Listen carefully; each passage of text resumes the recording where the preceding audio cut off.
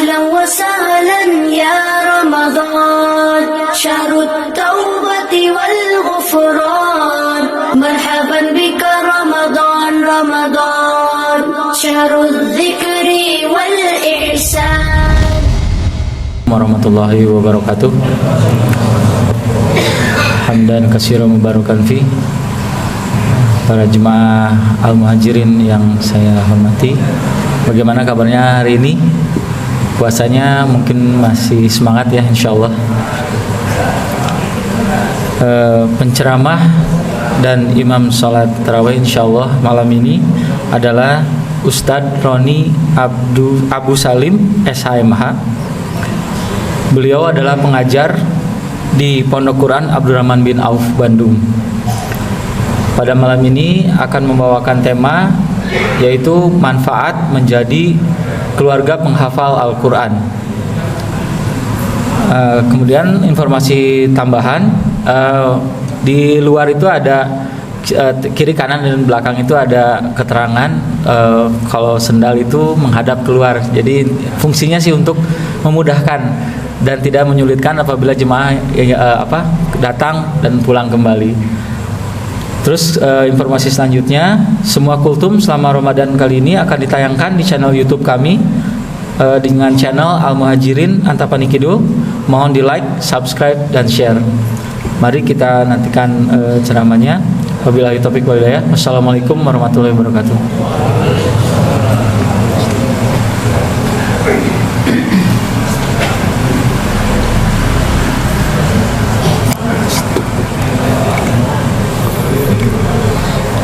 Bismillahirrahmanirrahim. Assalamualaikum warahmatullahi wabarakatuh.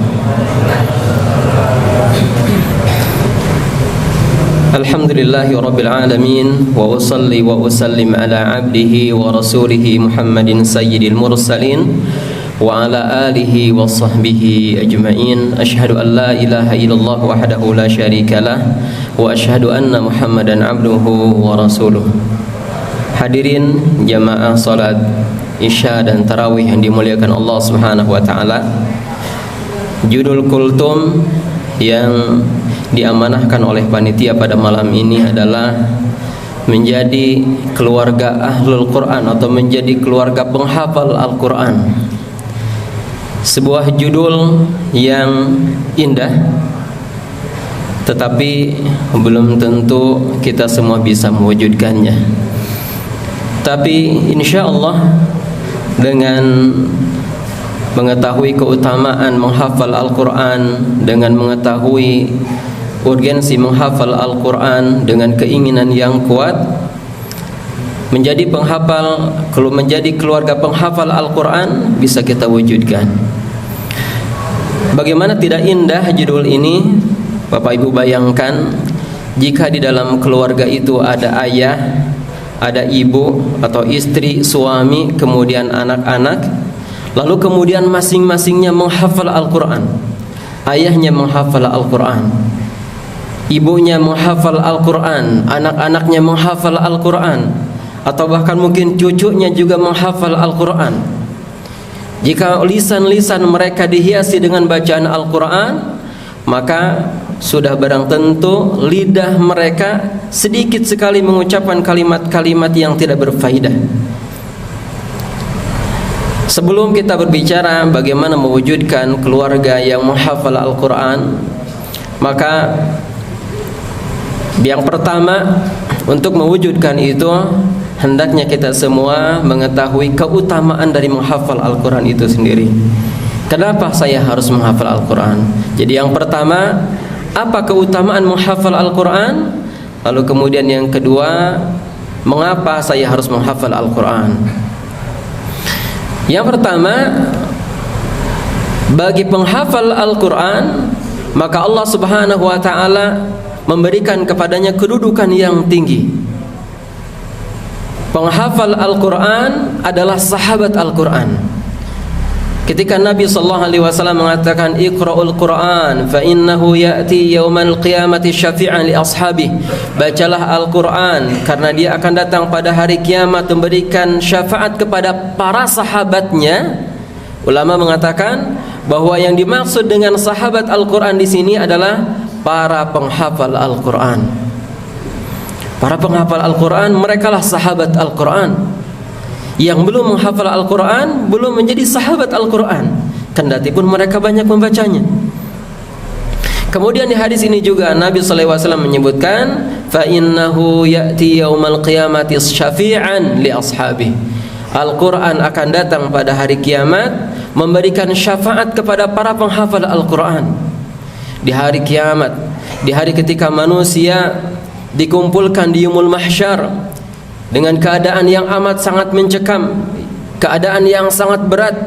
Bagaimana tidak, matahari didekatkan sehingga jarak matahari dengan manusia cuma 1 mil, kepanasan, ya. Lalu kemudian Allah Subhanahu wa taala memperlihatkan kepada manusia segala fenomena yang mengerikan di hari kiamat, dan di hari itu Al-Qur'an datang memberikan syafaat kepada para penghafalnya, kepada para sahabatnya. Ini keutamaan menghafal Al-Qur'an. Kemudian derajat di surga itu tergantung pada hafalan Al-Quran. Semakin banyak hafalan Al-Qurannya, semakin tinggi kedudukannya di dalam surga. Di hari kiamat nanti, di dalam surga akan dikatakan kepada sahabat Al-Quran, kepada para penghafal Al-Quran, sebagaimana Nabi sallallahu alaihi wasallam mengatakan, yuqalu li sahibil Quran iqra wartaqi. Dikatakan kepada sahabat Al-Quran, kepada para penghafal Al-Quran, iqra, bacalah, wartaqi, maka naiklah derajatnya. Naiklah derajatnya di surga.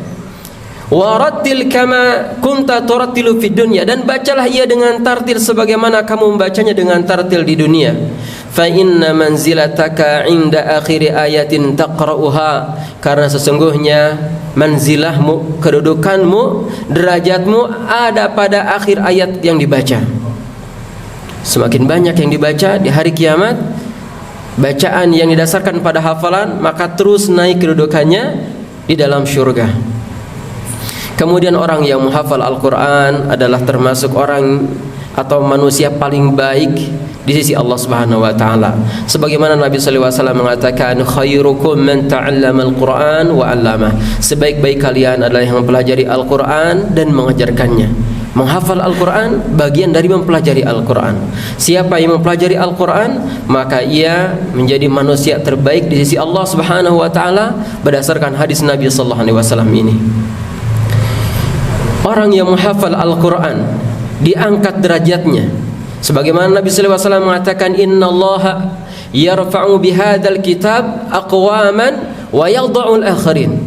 Sesungguhnya Allah Subhanahu wa taala mengangkat dengan kitab ini, mengangkat derajat dengan kitab ini, mengangkat kemuliaan seseorang dengan kitab ini, wa yadh'u al-akharin, dan merendahkan yang lain jika mereka melakukan kebalikan dari apa yang dilakukan oleh orang-orang yang mengutamakan, mengistimewakan dan berinteraksi dengan Al-Quran. Hadirin rahimakumullah, orang yang hafal Al-Quran juga adalah orang yang diutamakan untuk menjadi imam, karena Nabi SAW mengatakan, ya ummul qaum aqra'uhum fi kitabillah. Yang mengimami satu kaum adalah yang paling pandai dengan Al-Quran, yang paling hafal Al-Quran, yang paling banyak memiliki hafalan Al-Qurannya. Ini keutamaan menghafal Al-Quran. Berikutnya urgensi menghafal Al-Quran. Pertama, meneladani Rasulullah SAW. Rasulullah SAW menghafal Al-Quran, dan beliau menyetorkannya kepada malaikat Jibril. Malaikat Jibril datang di bulan Ramadan setiap malamnya untuk mengoreksi bacaan Nabi SAW. Wa kana yalqahu fi kulli lailatin min Ramadan fayudarisuhul Quran. Malaikat Jibril datang setiap malam di bulan Ramadan kepada Nabi SAW dan mengajarkan Al-Quran. Nabi SAW mengkoreksikan bacaannya kepada malaikat Jibril, dan malaikat Jibril meluruskan bacaannya. Maka menghafal Al-Quran meneladani Rasulullah SAW. Kemudian membaca Al-Quran atau menghafal Al-Quran adalah ibadah yang paling agung di sisi Allah Subhanahu wa taala. Menghafal Al-Quran, ya, dibanding dengan membaca tentu lebih afdal menghafal. Karena orang yang menghafal Al-Quran sudah barang tentu dia membaca, bahkan bacaannya akan lebih banyak. Karena orang yang menghafal Al-Quran, dia akan mengulang-ulang bacaannya. Karena tidak hafal Al-Quran itu kecuali pengulangan yang banyak. Maka setiap pengulangan itu dihitung pahalanya oleh Allah Subhanahu wa taala. Sementara Nabi sallallahu alaihi wasallam mengatakan, "Man qara'a harfan min kitabillah falahu hasanah wal hasanatu bi asyri amsalha." La aqulu alif lam mim harfun, bal alifun harfun wa lamun harfun wa mimun harfun. Siapa yang membaca satu huruf dari kitabillah, dari Al-Qur'an, baginya satu hasanah. Satu huruf yang kita baca dari Al-Qur'an, pahalanya satu hasanah. Wal hasanatu bi asyri amsalha, kemudian satu hasanah ini dilipat gandakan oleh Allah Subhanahu wa taala menjadi 10 hasanah, 10 kebaikan. Sementara nilai hasanah nanti di hari kiamat khairum minad dunya wa ma fiha, lebih baik nilainya daripada dunia dan segala isinya. Para penghafal Al-Qur'an akan mendapatkan lebih karena mereka terus mengulang-ulang bacaannya, yang dengan pengulangan itu mereka mendapatkan pahala lebih banyak dari apa yang dia dapatkan oleh orang yang hanya sekedar membaca saja. Kemudian menghafal Al-Quran adalah modal utama mempelajari agama ini, karena Al-Quran adalah sumber dari agama ini, sumber hukum dari agama ini. Bahkan Al-Quran itu sendiri adalah ilmu. Oleh sebab itu para ulama ketika mereka mendefinisikan apa itu ilmu, mereka mengatakan ilmu itu adalah kitabun natiq wa sunnatun madiyah, Al-Quran dan sunnah. Sehingga orang yang berilmu sesungguhnya adalah orang yang paling menguasai Al-Quran, paling memahami Al-Quran, paling paham dengan pesan-pesan Al-Quran, paling memahami hukum-hukum yang ada di dalamnya, kisah-kisah yang ada di dalamnya, serta urusan-urusan yang di dalamnya. Kemudian yang paling memahami sunnah Nabinya Muhammad sallallahu alaihi wasallam. Al-Quran adalah ilmu itu sendiri. Sehingga menghafal Al-Quran kemudian memahaminya adalah perkara utama, perkara yang awal bagi siapa saja yang hendak mempelajari agama ini. Sebagaimana Ibnu Abdul Bar mengatakan, fa'awwalul ilmi hifdzul kitabillahi azza wa jalla wa tafahamuh. Hal pertama bagi para talibul ilmi, bagi para penuntut ilmu adalah menghafal kitabullah, menghafal Al-Quran dan memahaminya. Menghafal Al-Quran dan memahaminya. Kita cukup prihatin ya dengan orang-orang yang di negeri kita disebut ulama besar, bahkan ulama kibar, sementara tidak memiliki banyak hafalan Al-Quran, hanya beberapa ayat saja dari Al-Quran. Subhanallah. Sementara agama ini adalah kitab itu sendiri. Sumber dari agama ini adalah kitabullah dan sunnah Nabi sallallahu alaihi wasallam. Kemudian Al-Quran adalah modal utama di dalam berdakwah ya. Nabi sallallahu alaihi wasallam berdakwah kepada umatnya, berdakwah kepada kaumnya, membacakan Al-Quran. Huwallazi ba'atsa fil ummiyina rasulan minhum yatlu 'alaihim ayatihi wa yuzakkihim wa yu'allimuhumul kitaba wal hikmah. Dialah Allah Subhanahu wa taala yang telah mengutus rasulnya yang membacakan kepada yatlu 'alaihim ayatihi, yang membacakan kepada mereka, kepada umatnya ayat-ayat Allah Subhanahu wa taala. Wa yuzakkihim, yang membersihkan jiwa-jiwa mereka. Wa yu'allimuhumul kitab, dan mengajarkan kitab, mengajarkan Al-Quran. Maka orang-orang yang berdakwah, orang-orang yang mengajak umat kepada agama Allah Subhanahu wa taala, maka hendaknya mereka menghafal Al-Quran, dekat dengan Al-Quran, entah seluruhnya atau sebagiannya. Dan Al-Quran adalah kitab hidayah. Al-Quran itu adalah kitab hidayah. Inna hadzal Quran yahdi lillati hiya aqwam. Sesungguhnya Al-Quran ini memberikan petunjuk atau menunjuki ke jalan yang paling lurus. Sementara para da'i, orang yang berdakwah itu mengajak manusia kepada hidayah. Orang yang menghafal Al-Quran, hakikatnya ia juga sedang menjaga keautentikan Al-Quran. Orang yang menghafal Al-Quran adalah orang-orang yang Allah Subhanahu wa taala pilih untuk menjaga firman-Nya. Allah Subhanahu wa taala mengatakan inna nahnu nazzalna dzikra wa inna lahu lahafizun. Sesungguhnya kamilah yang menurunkan Al-Qur'an dan kami juga yang menjaganya. Dan di antara bentuk penjagaan Allah Subhanahu wa taala terhadap Al-Qur'an adalah dengan dipilihnya sebagian hamba-hambanya untuk menghafal Al-Qur'an. Sehingga Al-Qur'an itu jangankan ditambah satu ayat, dua ayat, satu kalimat saja yang muncul yang bukan bagian darinya itu akan diketahui oleh para penghafal Al-Quran. Bahkan jangankan satu kalimat, satu huruf tambahan saja itu bisa terdeteksi, ya. Satu huruf tambahan saja bisa terdeteksi, atau satu huruf dihilangkan, dibuang juga bisa diketahui dengan adanya para penghafal Al-Quran. Kemudian terakhir, para penghafal Al-Quran dengan pembacaan yang berulang-ulang memungkinkan dirinya untuk mentadaburi dan mentafakuri Al-Quran. Dengan pengulangan, dengan murajaah, membaca berulang-ulang memungkinkan dirinya untuk mentadaburi, mentafakuri apa yang ia ulang-ulang itu. Lalu kemudian mencerminkan dirinya dengan ayat itu. Sudahkah ia sesuai dengan ayat yang dibacanya? Sudahkah dirinya sesuai dengan ayat yang ia baca ulang-ulang? Hadirin rahimakumullah. Jadi bagaimana membentuk keluarga penghafal Al-Quran? Maka hal ini harus dipahami oleh ayahnya, oleh ibunya. Lalu kemudian pemahaman terhadap ini juga disampaikan kepada anak-anak mereka. Tidak akan terbentuk keluarga penghafal Al-Quran sampai ayahnya mengetahui keutamaan menghafal Al-Quran dan memiliki alasan kenapa harus menghafal Al-Quran. Demikian juga istrinya. Lalu kemudian hal ini juga disampaikan kepada anak-anak mereka. Lalu kemudian mereka komitmen untuk bersabar bersama Al-Quran, komitmen untuk bersama Al-Quran, mendekatkan diri kepada Allah Subhanahu wa taala dengannya. Kemudian yang dimaksud dengan menghafal Al-Quran mungkin seluruhnya, mungkin setengahnya, atau mungkin sebagiannya. 1 juz, 2 juz, 3 juz. Menghafal Al-Quran bagian juga dari yang dikatakan penghafal Al-Quran. Semoga Allah Subhanahu wa taala mengaruniakan kepada kita taufik untuk bisa menjadi ahlul Quran dan keluarga Quran. Subhanakallah bihamdik, asyhadu an la ilaha illa anta, astaghfiruka wa atubu ilaik.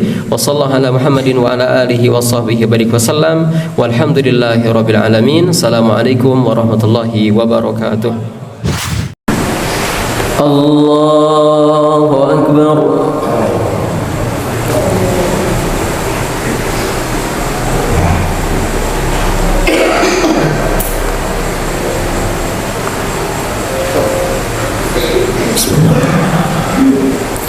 Alhamdulillahi rabbil alamin, ar-rahmanir rahim, maliki yaumiddin, iyyaka na'budu wa iyyaka nasta'in,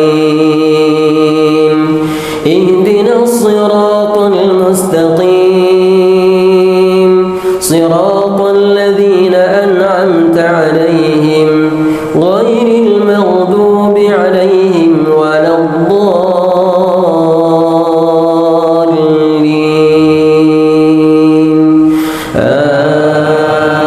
Amin. Walau ja'alnahu malakan laja'alnahu rajulan wa lalabasna 'alaihim ma yalbisun. Walaqad istuhzi'a birusulin min qablika fahaqa billadhina sakhiru minhum ma kanu bihi yastahzi'un. Qul liman ma fis samawati wal ard, qul siru fil ardi thumma anzuru kayfa kana 'aqibatul mukadzibin. Qul liman ma fis samawati wal ardi qul lillah kataba 'ala nafsihi ar-rahmah la yajma'annakum ila yaumil qiyamati la rayba fihi alladhina khasiru anfusahum fahum la yu'minun.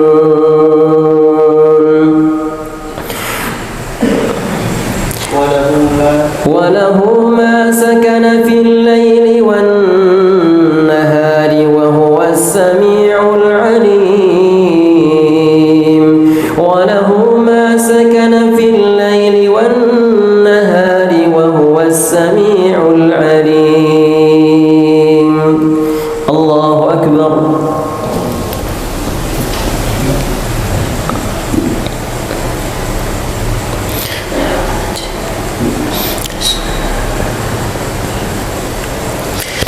سمع الله لمن حمده الله أكبر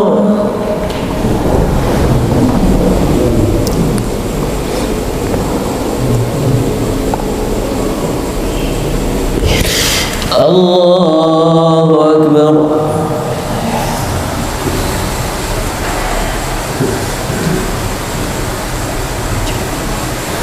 الله أكبر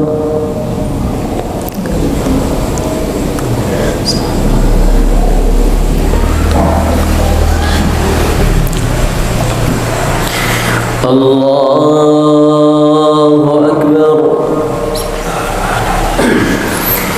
الحمد لله رب العالمين الرحمن الرحيم مالك يوم الدين إياك نعبد وإياك نستعين اهدنا الصراط المستقيم صراط الذين أنعمت عليهم غير المغضوب عليهم ولا الضالين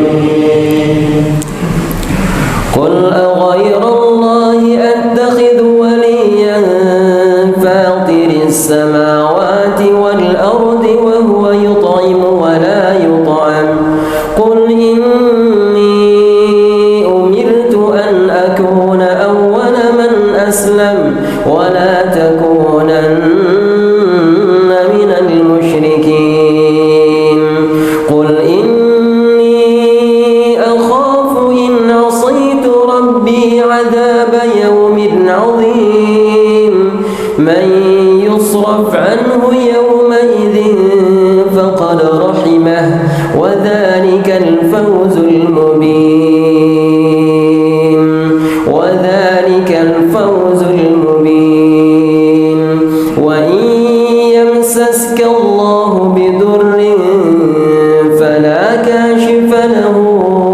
إلا هو وإن يمسسك بخير فهو على كل شيء قدير وهو القاهر فوق عباده وهو الحكيم الخبير الله أكبر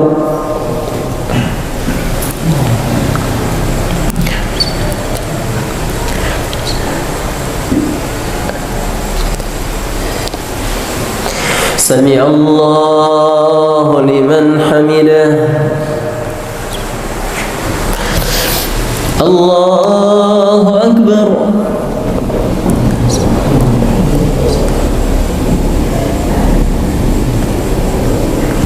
الله أكبر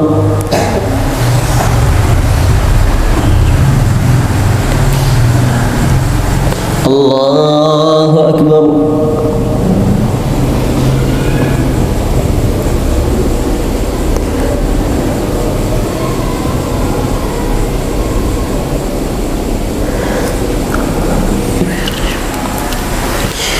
الله أكبر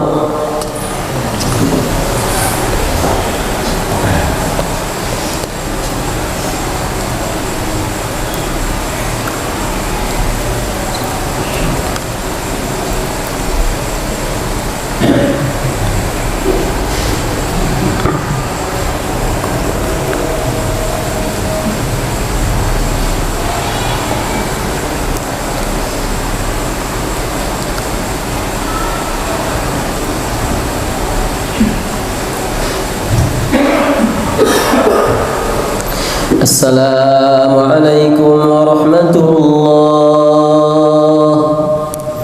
السلام عليكم ورحمة الله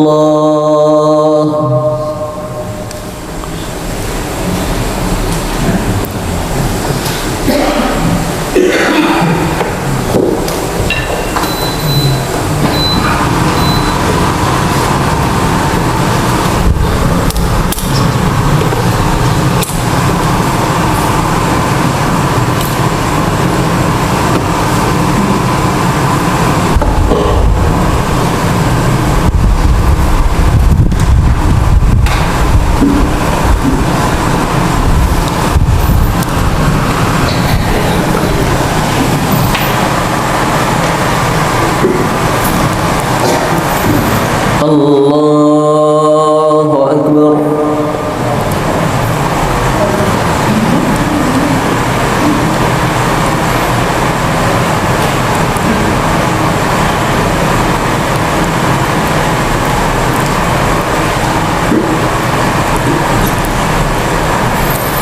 الحمد لله رب العالمين الرحمن الرحيم مالك يوم الدين إياك نعبد وإياك نستعين اهدنا الصراط المستقيم صراط الذين أنعمت عليهم غير المغضوب عليهم ولا الضالين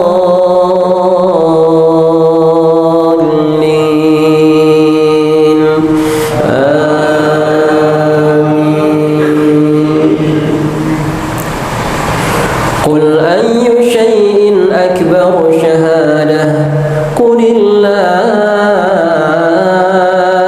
شهيد بيني وبينكم وأوحي إلي هذا القرآن لأنذره به ومن بلغ أئنكم لتشهدون أن مع الله آلهة أخرى قل لا أشهد قل إنما هو إله قل إنما هو إله واحد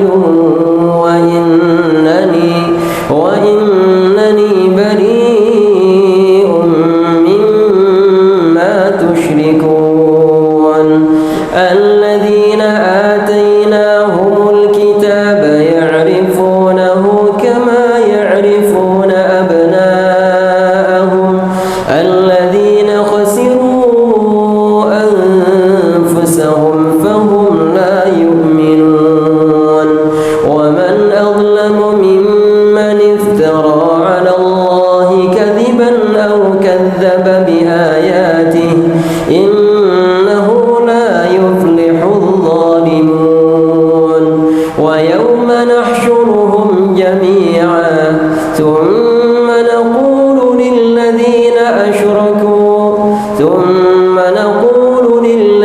أشركوا أين شركاؤكم الذين كنتم تزعمون ثم لم تكن فتنتهم إلا أن قالوا والله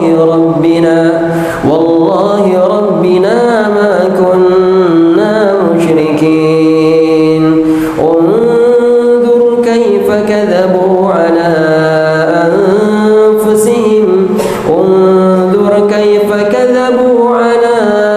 أنفسهم وضل عنهم ما كانوا يفترون. الله أكبر.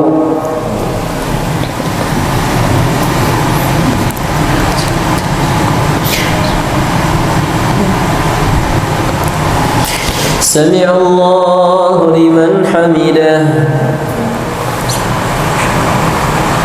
الله أكبر.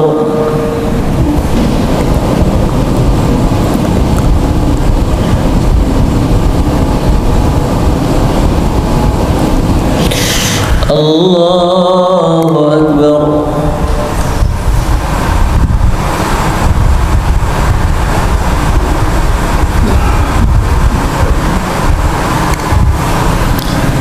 الله أكبر.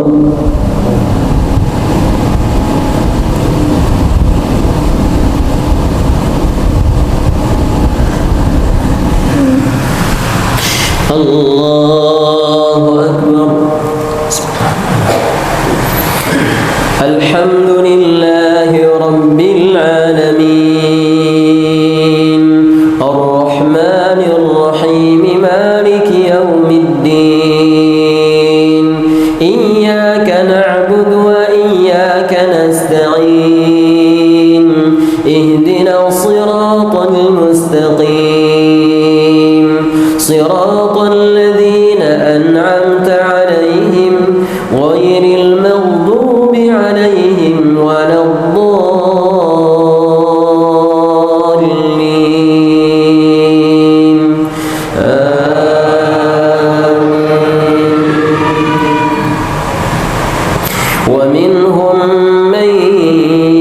نستمع إليك وجعلنا على قلوبهم أكنة أن يفقهوه وفي آذانهم وقرا وإن يروا كل آية لا يؤمنوا بها حتى إذا جاءوك يجادلونك يقول الذين كفروا إن هذا إلا أساطير الأولين وهم ينهون عنه وينأون عنه وإن يهلكون إلا أنفسهم وما يشعرون وإن يهلكون إلا أنفسهم وما يشعرون. الله أكبر.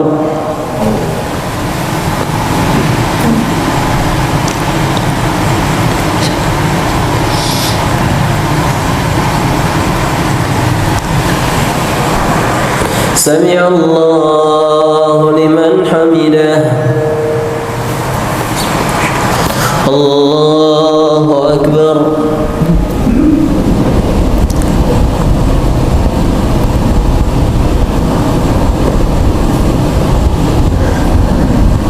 الله أكبر.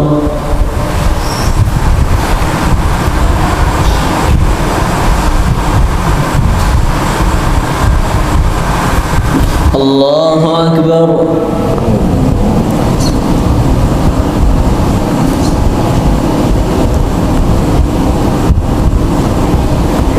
الله أكبر.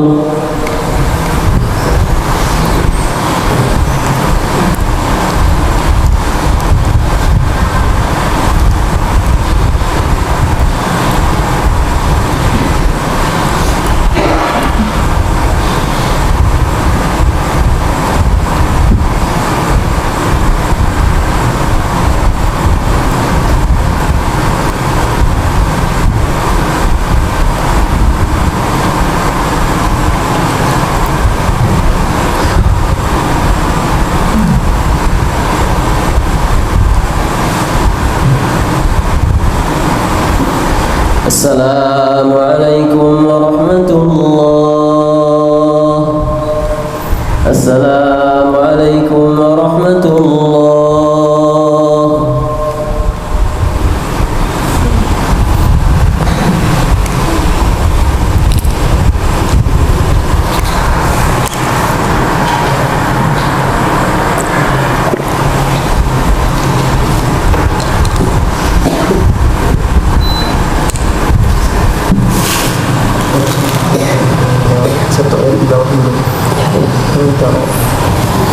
Sengaja.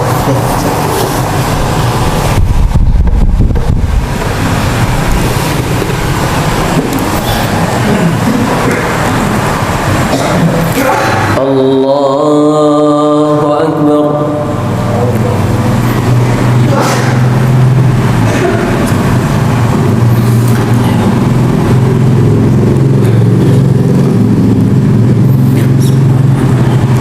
الحمد لله رب العالمين الرحمن الرحيم مالك يوم الدين إياك نعبد وإياك نستعين اهدنا الصراط المستقيم صراط الذين أنعمت عليهم غير المغضوب عليهم ولا الضالين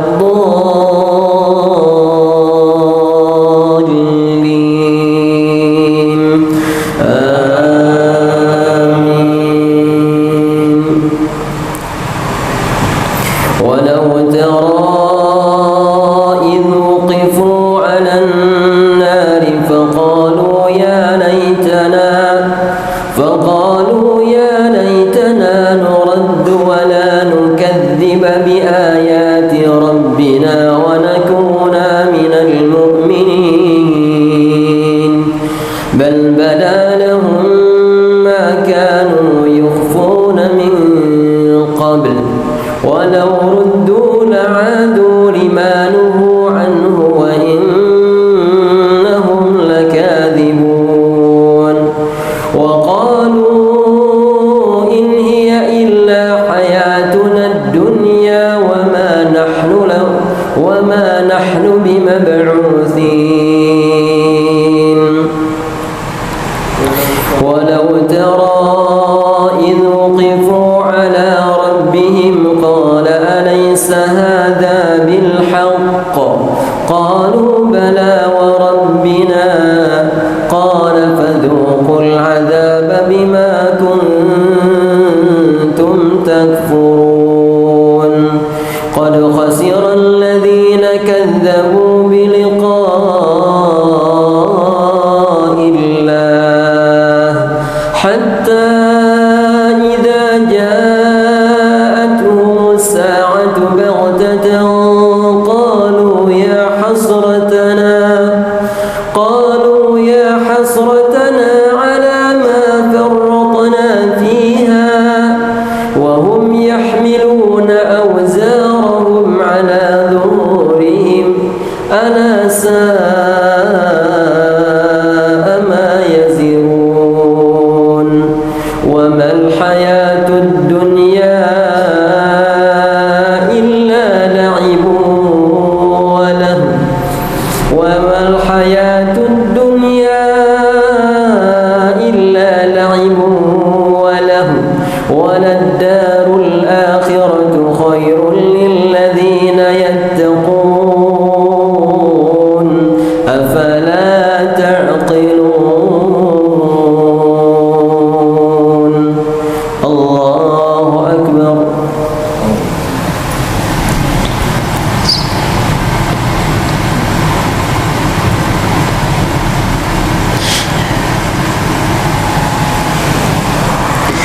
سمع الله لمن حمده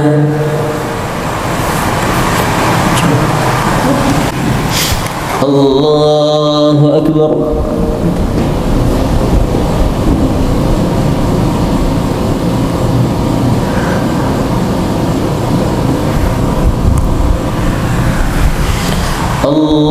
الله أكبر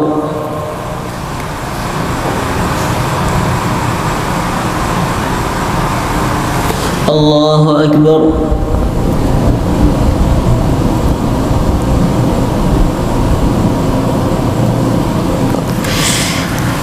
الله أكبر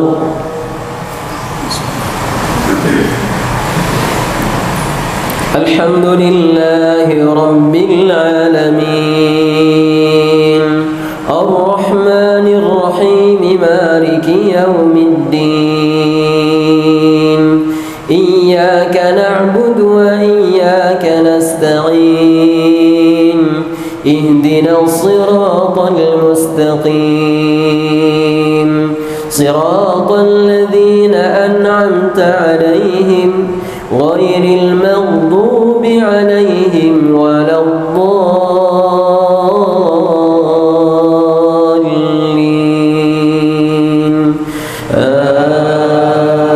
آمين قد نعلم إنك ليحزنك الذي يقولون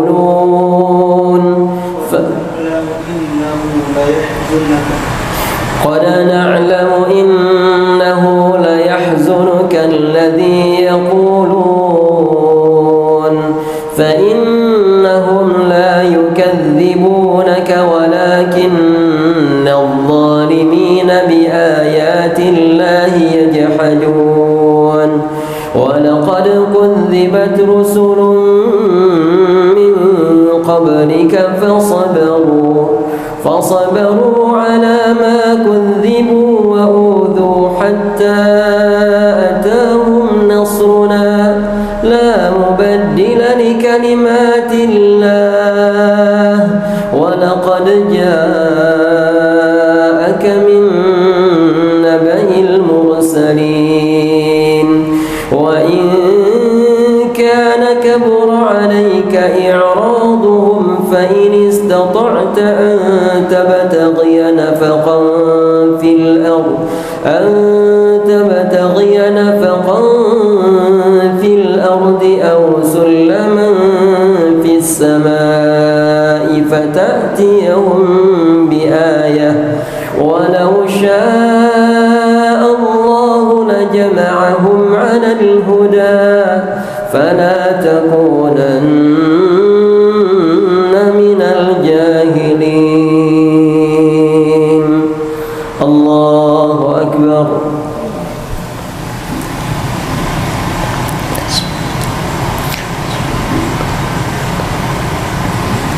سمع الله لمن حمده. الله أكبر.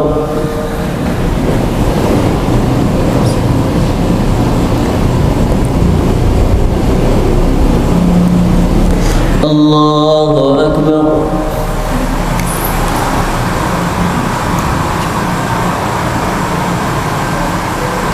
الله أكبر.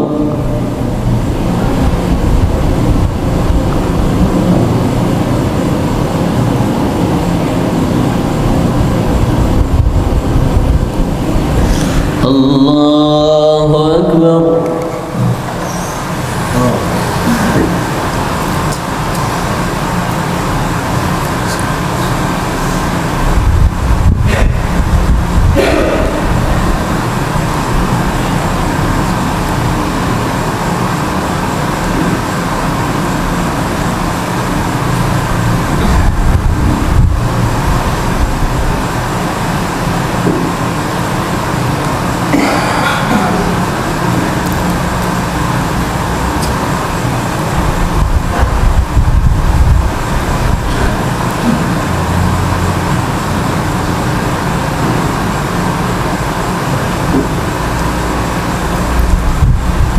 السلام عليكم ورحمة الله.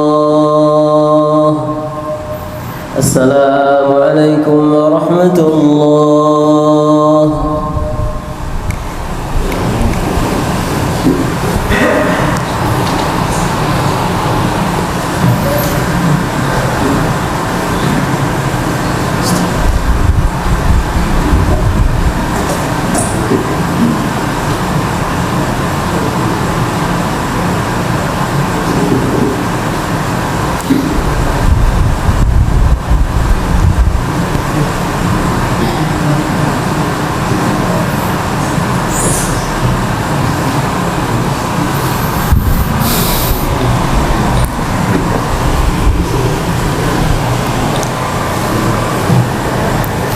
Witir.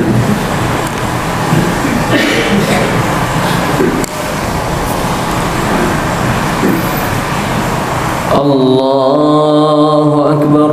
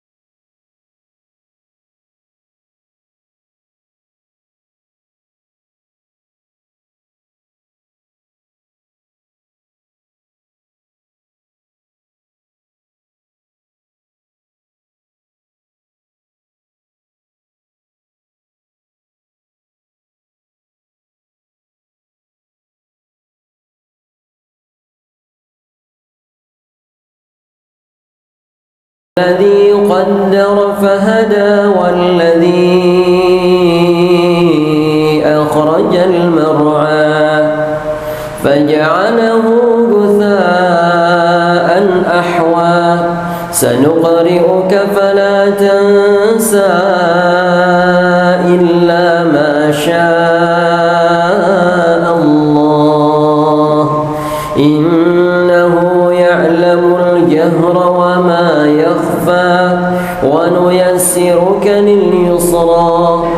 فذكر إن نفعت الذكرى سيذكر من يخشى ويتجنبها الأشقى الذي يصلى النار الكبرى ثم لا يموت فيها ولا يحيا قد أفلح من تزكى وذكر اسم ربه فصلى بل تؤثرون الحياة الدنيا والآخرة خير وأبقى إن هذا لفي الصحف الأولى صحف إبراهيم وموسى. الله أكبر.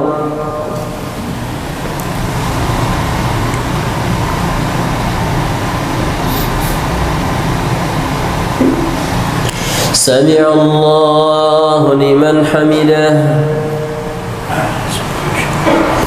الله أكبر.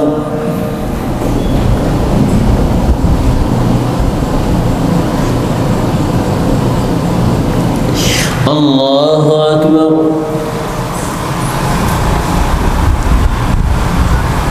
الله أكبر.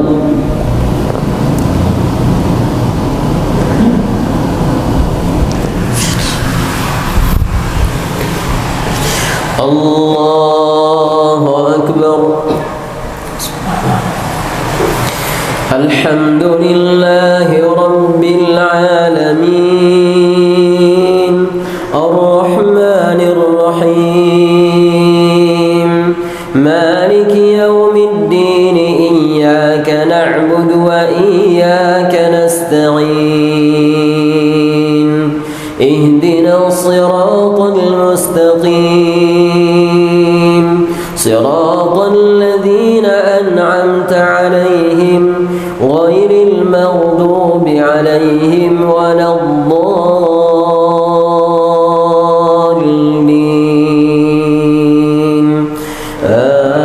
آمين. قل يا أيها الكافرون لا أعبد ما تعبدون ولا أنتم عابدون ما أعبد ولا أنا عابد ما عبدتم ولا أنتم عابدون ما أعبد لكم دينكم ولي دين. الله أكبر.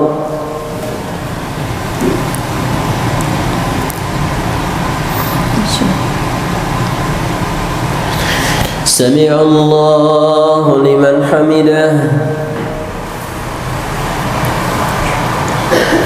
الله أكبر.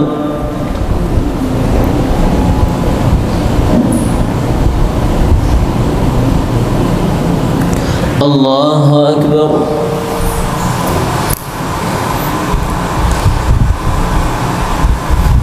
الله أكبر.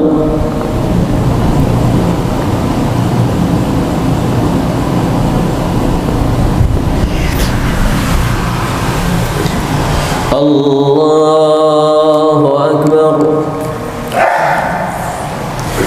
الحمد لله رب العالمين الرحمن الرحيم مالك يوم الدين إياك نعبد وإياك نستعين اهدنا الصراط المستقيم صراط الذين أنعمت عليهم غير المغضوب عليهم ولا الضالين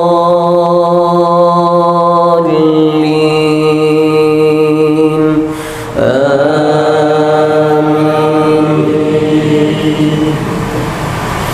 قل هو الله أحد الله الصمد لم يلد ولم يولد ولم يكن له كفوا أحد الله أكبر.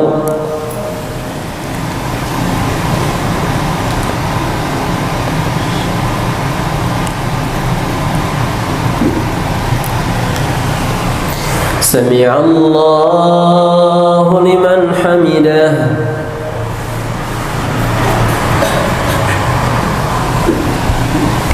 الله أكبر.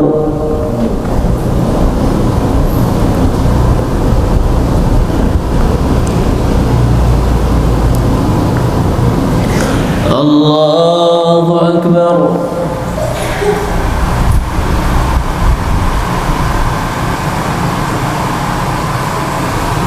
الله أكبر.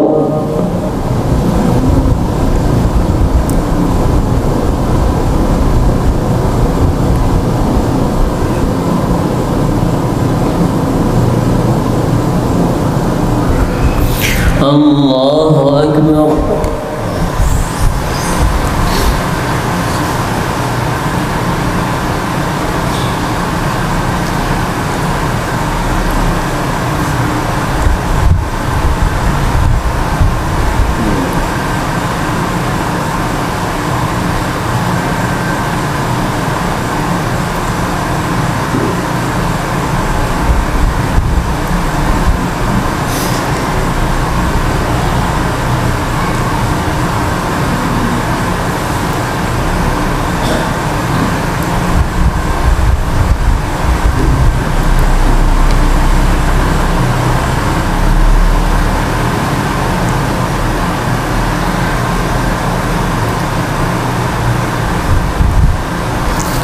السلام عليكم ورحمة الله. السلام عليكم ورحمة الله.